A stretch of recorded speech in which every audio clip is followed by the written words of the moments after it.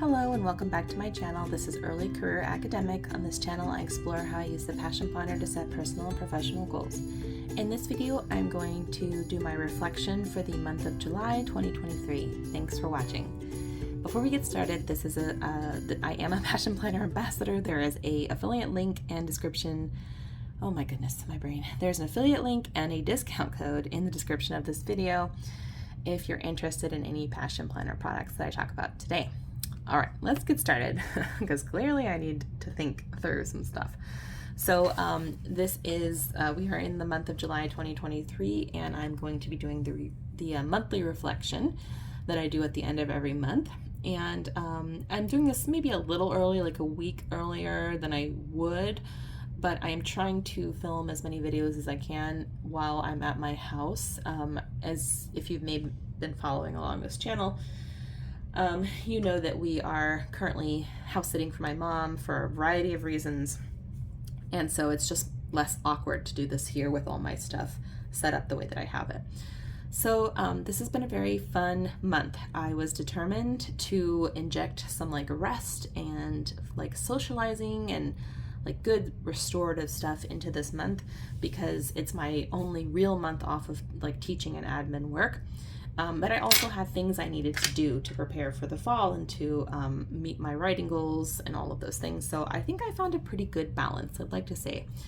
Feeling pretty good about the way that it turned out, and just love this spread. Like, didn't this turn out so well? It's gorge. Love it. So now I'm going to do the reflection for this month. Now, if you've watched any of my monthly reflections, you know that I do this a little differently than some people. A lot of people use the prompts that I'm whiting out right now. Passion Planner gives you some prompts, and they are really good prompts. But I find it more helpful to do the style of reflection that I've done before. I actually learned about this from a fellow academic who does like coaching, and it works for me. And you know what? You got to do what works for you, right? Like whatever it is. Don't let the planner like tell you exactly how to do stuff, because chances are it's not going to meet everyone's needs all the time. So you should feel free to adapt as you see fit. I'm going to be using this washi today, and I'm going to be bringing in a sticker sheet from the Summer Vibes sticker book. I'm going to do the first one here. I just love all the blues in this one. So what I'm going to do is, because I need to focus, I'm going to start decorating with the washi, then I will come in and do my writing for the reflection, and then I will bring the stickers in at the end. When I come back, I'll start telling you about all the stuff that I had put in each section as I'm laying stickers down. So I'm going to speed this part up and put on some music just so that I can concentrate.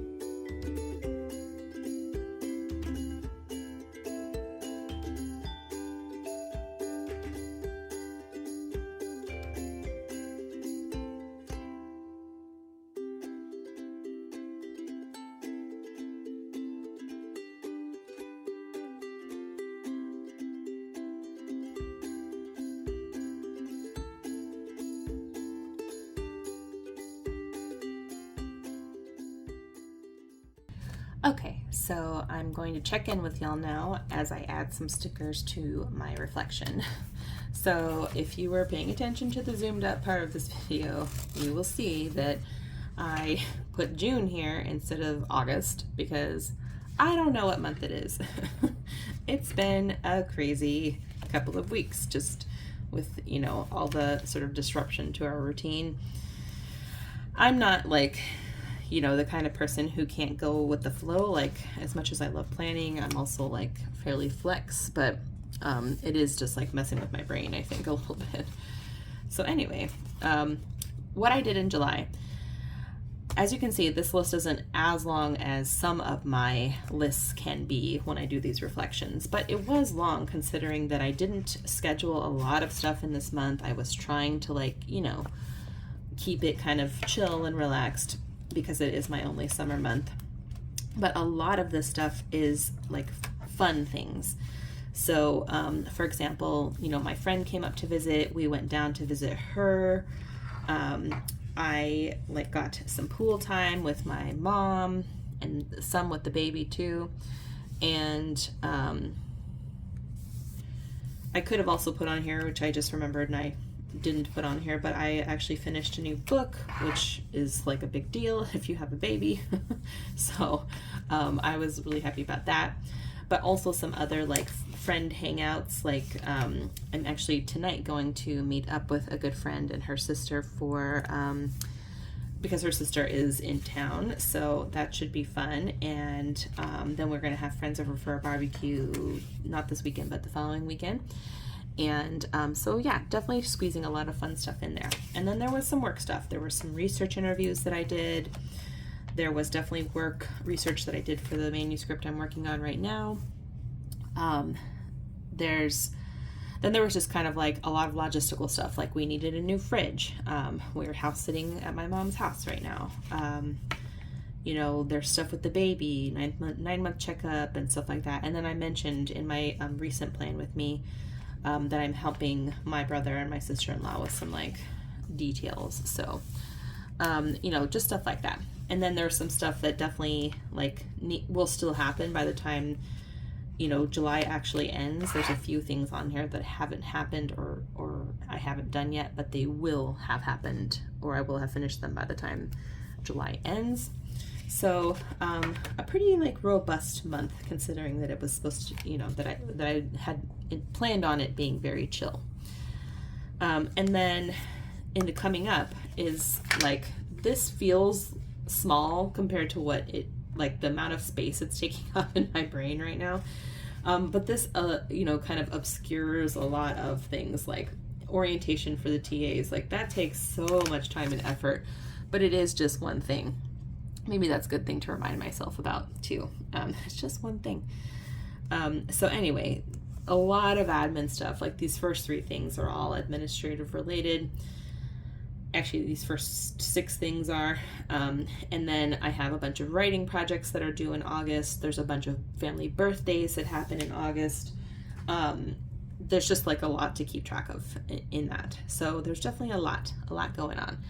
And then in terms of good things that happened, a lot of good things happened in this past month. I got to, as I said, like visit with my friend twice. Which is nice because I haven't seen her since Christmas, like in the flesh. We send each other snaps all day, but that's not the same thing. My sister came up for a visit, which was a lot of fun. My husband got a raise. I submitted my portfolio. You know, like the baby got 2 new teeth. It was just like a lot of really good things happened in this month, so we're really happy with that. And just pausing for a second, like I do this if you're new to these videos because I like, as an academic, it can be hard to realize that you are doing a lot because a lot of our work is such delayed gratification. So I like remind myself of all the things I do in a given month because it reminds me that if I didn't make as much progress on my goals as I wanted, I had a lot going on, or I did in spite of all the fact that I had a lot going on. It also just forces me to like remember, you know, everything that happened in a given month in a good way. It reminds me of the good times, the hard times, you know, just in a reflective sort of sense. And then I do the coming up because it is important to look ahead and just have like a realistic idea of what is going to be happening in the next month. It helps me when I think about goals that I'm setting for the next month to know like what I've got on deck for that. and good things that happen. It's always good to remind yourself of the good things that happen, because we have a negativity bias. So if you find a way to do that in your planner, I urge you to do that. And then priorities. Again, this came from the framework that I mentioned earlier from the academic who does coaching, and I thought this was helpful because there are all these areas of my life, and it is nice to think about what the priority is for each of these areas. So for myself, I'm hoping to prioritize some meditation in the month of August. I think it will really help me manage some of my anxiety and frustration with especially the administrative stuff. I just think like it's hard not to dread every single minute of it ahead of time. So I'm thinking if I do some meditation, that might help me like regulate a little bit, so I don't fly off the handle and quit. But also I'm keeping my options open, because you absolutely should not stay in a toxic work environment if you don't have to. And then for family, I put for family and community the baptism, because it's a lot of work and it is the focus of my family in this coming month of August. And definitely community oriented. So I'm just going to put it on there twice because that's what it is. And then for teaching, it's definitely fall prep. For academic writing, it is the manuscript I'm working on right now. And for admin, that is the orientations that we have. So there's a lot of things going on with admin in the month of August, but that's probably the big time suck for sure. And then I checked in with my roadmap. And if you guys haven't seen my latest roadmap video, I encourage you to check it out. It's like pretty adorable, if I do say so myself. And this is my game changer goal. And I have been, as you can see, marking off some steps in here. I'm hoping to mark these steps off in the coming week and then submit. That would be really nice. So all in all, I think a good reflection, feeling really good about the month of July, nervous a little bit about the month of August, but also feeling very prepared for that as well. So thank you so much for watching this reflection. Please leave a note in the comments if you like this setup, if you like these categories in particular, or if you do something entirely different with the monthly reflection section. I would love to know. Please give this video a thumbs up and subscribe if you're not already. I will see you back here for my August plan with me. Take care.